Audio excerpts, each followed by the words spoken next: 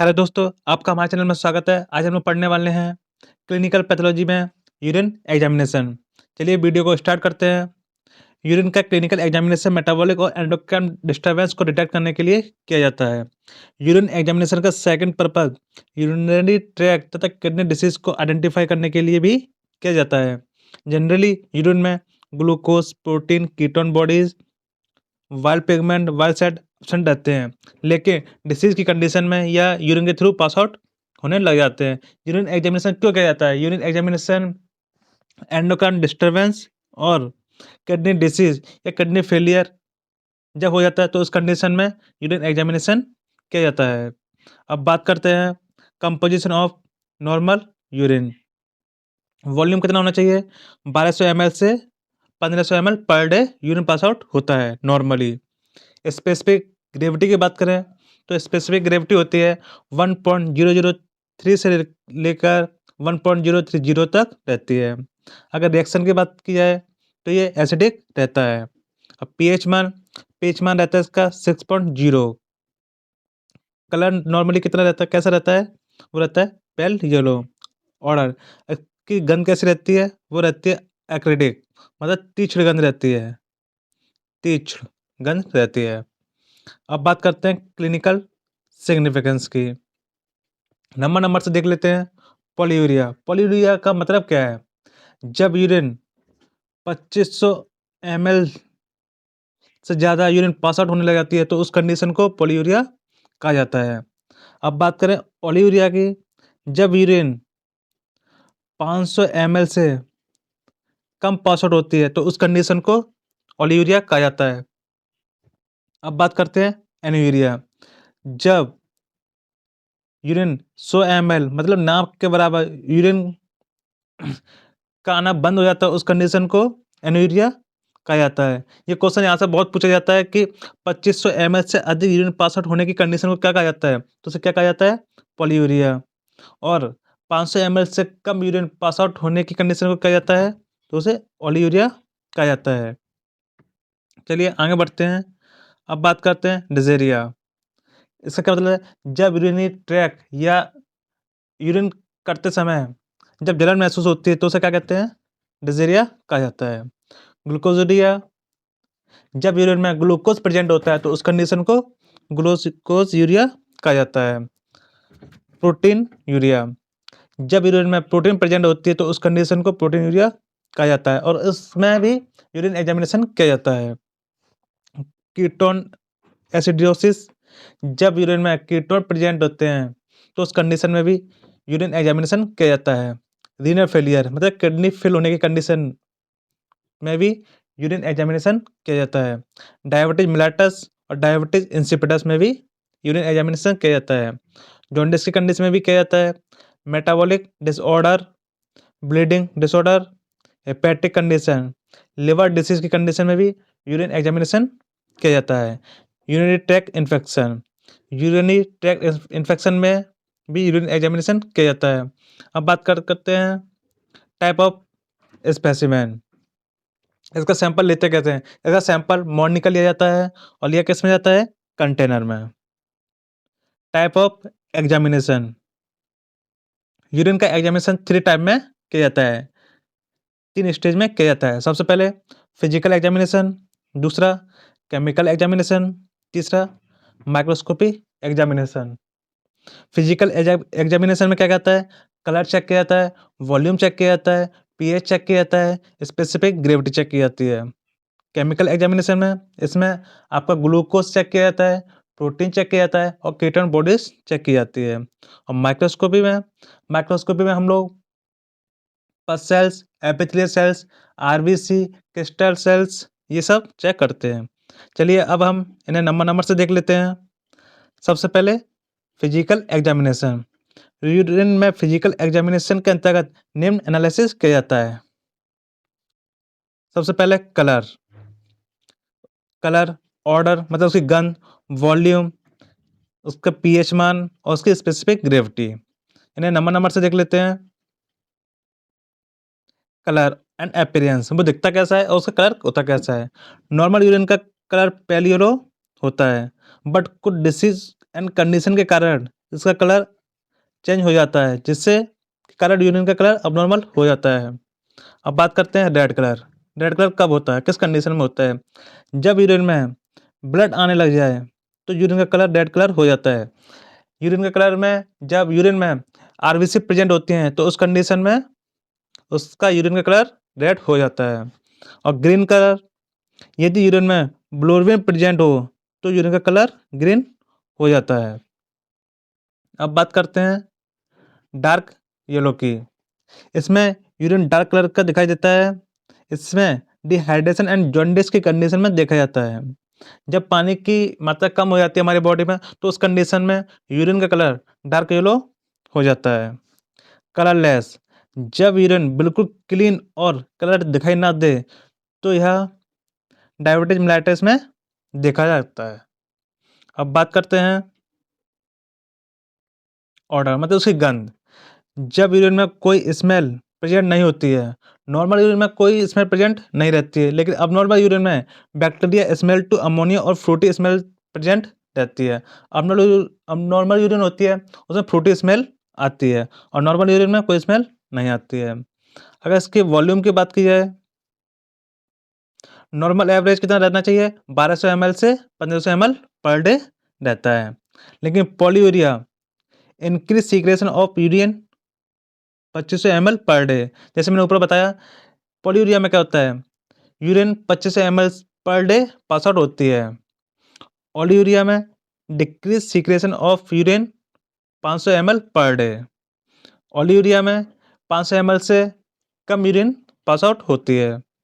एनुयूरिया में absent secretion of urine, urine का secretion रुक जाता है एनुयूरिया में। ये क्वेश्चन यहाँ से काफ़ी पुटअप होते हैं, इसलिए इसको थोड़ा ध्यान से पढ़िएगा। अब बात करते हैं reaction and pH. Normal urine acidic रहता है और इसका पीएच मान 4.6 से 6.9 रहता है। पीएच की हेल्प से यह बताया जाता है कि यूरिन एसिडिक है या बेस है, अम्ल है या क्षार है। Acidic urine seen, acidic urine कब दिखाई देता है? हाई प्रोटीन डाइट, जो व्यक्ति हाई प्रोटीन डाइट लेता है उस कंडीशन में उसका यूरिन एसिडिक दिखाई देता है। लंग्स डिसीज में दिखाई देता है। अनकंट्रोल्ड डायबिटीज मेलाइटस, जब उसके यूरिन में अत्यधिक अनकंट्रोल्ड डायबिटीज प्रेजेंट रहती है तो उस कंडीशन में उसका यूरिन एसिडिक दिखाई देता है। अब अल्कलाइन यूरिन सीन कब दिखाई देता है? जब यूरिनरी ट्रैक में इन्फेक्शन हो जाता है, बैक्टीरिया कंटामिनेशन इन यूरिन, जब यूरिन का कंटामिनेशन हो जाता है उस कंडीशन में यूरिन अल्कलाइन रहता है। High diet vegetable and fruits, जब हम वेजिटेबल और फ्रूट्स का सेवन अधिक मात्रा में करते हैं तो उस कंडीशन में भी अल्कलाइन यूरिन सीन होता है। अब बात करते हैं स्पेसिफिक ग्रेविटी की। नॉर्मल यूरिन की स्पेसिफिक ग्रेविटी 1.003 से लेकर 1.030 होती है। अब फिजिकल एग्जामिनेशन करते कैसे हैं, बात करते हैं। सबसे पहले यूरिन के कलर को और अपीयरेंस को ऑब्जर्व करते हैं। दूसरा, यूरिन के वॉल्यूम को मेजर सिलेंडर की हेल्प से मेजर करते हैं। थर्ड पॉइंट क्या कह रहा है, रिएक्शन पीएच को टेस्ट करने के लिए पाशा पिपेट की हेल्प से यूरिन की एक ड्रॉप ब्लू लिटमस पेपर पर डालते हैं तथा रिएक्शन को नोट करते हैं। फोर्थ पॉइंट, स्पेसिफिक ग्रेविटी ज्ञात करने के लिए यूरिन को अच्छे से मिक्स करते हैं। यूरिन को मैसेज सिलेंडर में 3/4 पार्ट तक फिल करते हैं तथा यूरिनोमीटर को मैसेज सिलेंडर में अंदर डिप करते हैं और उसकी स्पेसिफिक ग्रेविटी नोट कर ली जाती है। अब बात करते हैं 5 पॉइंट, यूरिनोमीटर की स्केल पर यूरिन के लेवल की रीडिंग को नोट कर लिया जाता है। फिजिकल एग्जामिनेशन में हम लोग क्या क्या करते हैं, सबसे पहले उसका वॉल्यूम चेक करेंगे, उसके बाद उसका पीएच मान चेक करेंगे। पीएच मान कैसे चेक करेंगे? लिटमस पेपर से। उसके बाद उसकी स्पेसिफिक ग्रेविटी नोट करेंगे। अब बात करते हैं chemical examination of urine. Chemical examination में क्या क्या करते हैं? केमिकल एग्जामिनेशन में हम लोग सबसे पहले ग्लूकोज चेक करते हैं, उसके बाद प्रोटीन चेक करते हैं, उसके बाद कीटोन बॉडीज चेक करते हैं। इन सभी का अलग अलग मेथड है। जैसे ग्लूकोज का बेनेडिक्ट मेथड होता है, इसको ही सबसे पहले देख लेते हैं। बेनेडिक्ट मेथड, सामान्यतः अवस्था में यूरिन में ग्लूकोज प्रेजेंट नहीं पाया जाता है, यदि यूरिन में ग्लूकोज की मात्रा बढ़ जाए तो इस अवस्था को क्या कहते हैं? ग्लूकोयूरिया कहा जाता है। ये क्वेश्चन बहुत पूछा जाता है। जब यूरिन में ग्लूकोज की मात्रा बढ़ जाती है तो उस कंडीशन को क्या कहा जाता है? ग्लूकोयूरिया कहा जाता है। अब बात करते हैं क्लिनिकल सिग्निफिकेंस। ये किस किस कंडीशन में देखा जाता है? ग्लूकोयूरिया, डायबिटीज मेलाइटिस में, डायबिटीज इंसिपिडस में और मेटाबॉलिक डिसऑर्डर में ग्लूकोज को देखा जाता है।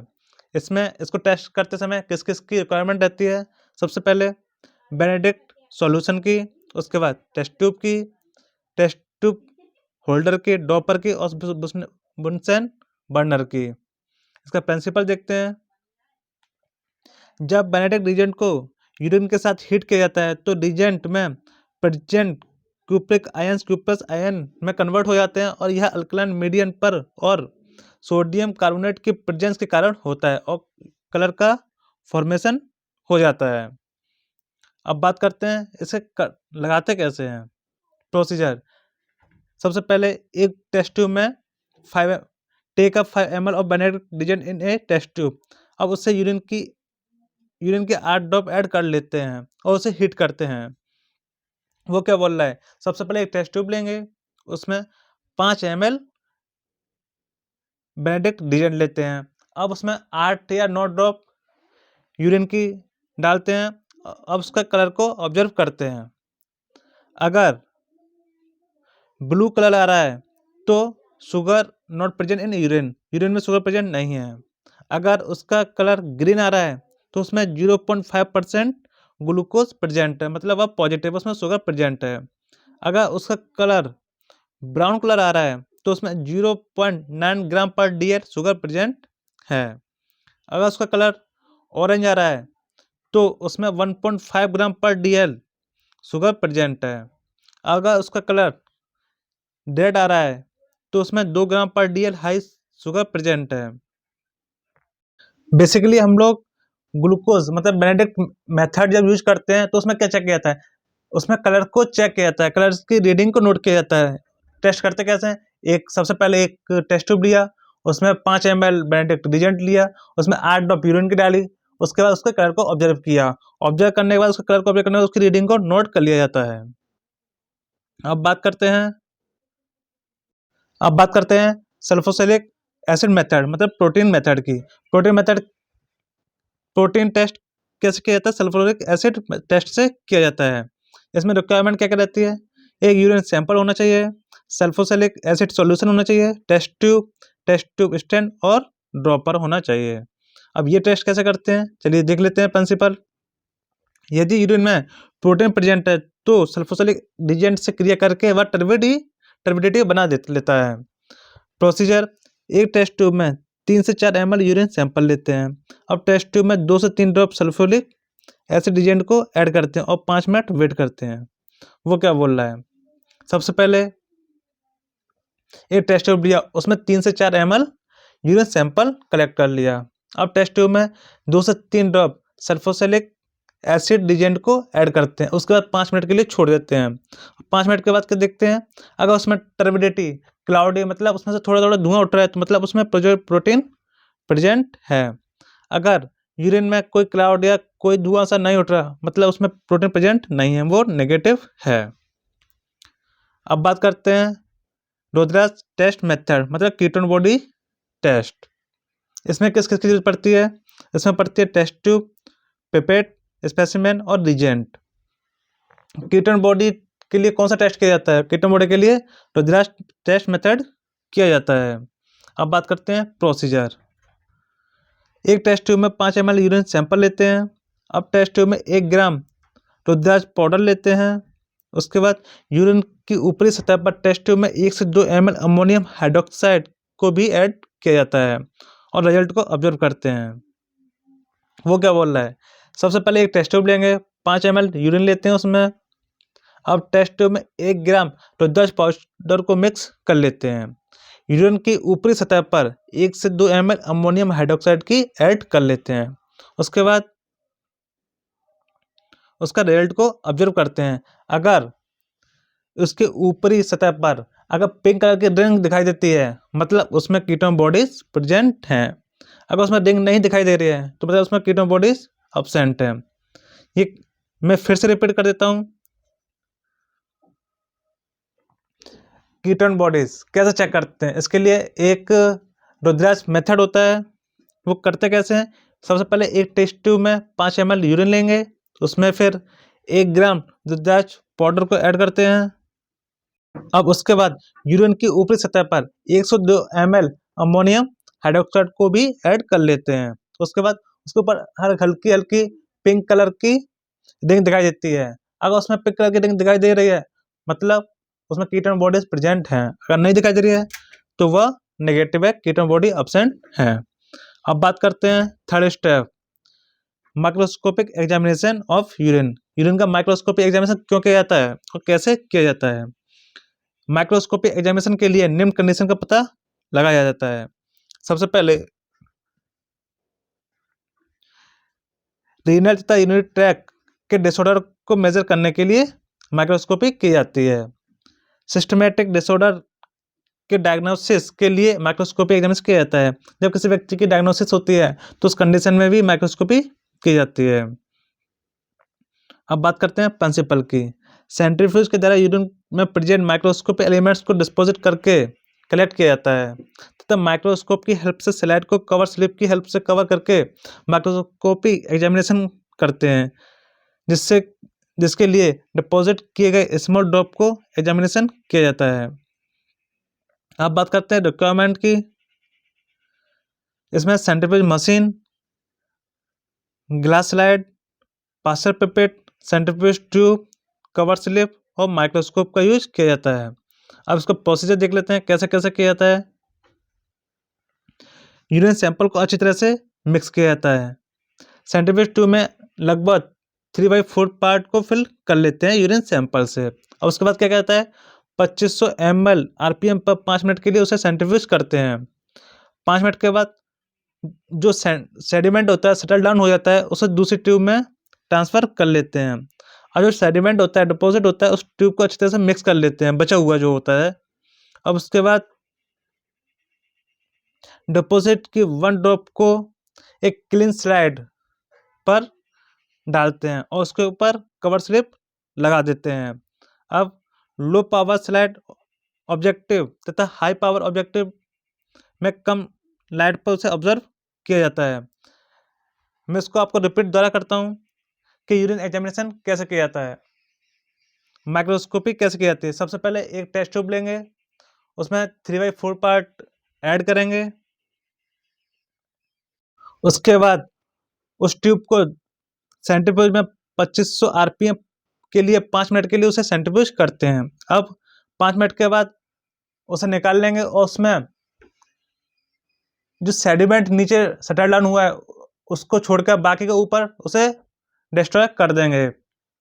उसके बाद 1 से 2 ml जो बचा हुआ है उसे कवर स्लिप पर उसे स्लाइड पर रखेंगे 2 ml और उसके बाद उसके ऊपर कवर स्लिप लगा देंगे और आपकी स्लाइड रेडी हो जाती है। उसके बाद एग्जामिनेशन कर सकते हैं। अब बात करते हैं ऑब्जर्वेशन। उसमें ऑब्जर्व क्या क्या किया जाता है। सबसे पहले ल्यूकोसाइट, उसके बाद epithelial cells, erythrocyte, card cell, crystals, bacteria और पैरासाइट। नॉर्मली ल्यूकोसाइट और पस सेल्स की नॉर्मल वैल्यू क्या रहती है, 2 से 3 रहती है। एपिथेलियल की सेल की नॉर्मल वैल्यू कितनी रहती है, 3 से 5।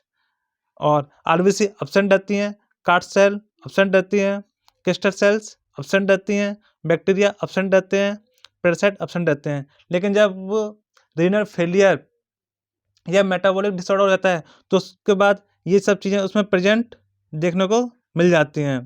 पैरासाइट देखने को मिल जाते हैं, आरबीसी देखने को मिल जाती हैं, ये सब देखने को मिल जाते हैं। यहीं पर आपका यूरिन एग्जामिनेशन ख़त्म होता है। काफ़ी लेंथी हो गया है और काफ़ी डिटेल में भी है। अगर आपको वीडियो अच्छी लगी तो इस चैनल को सब्सक्राइब कर लें और वीडियो ज़्यादा से ज़्यादा अपने फ्रेंडों को शेयर करें। आप नेक्स्ट वीडियो किस टॉपिक पे चाहते हैं वो कमेंट करके ज़रूर बताइए। चलिए टेक केयर।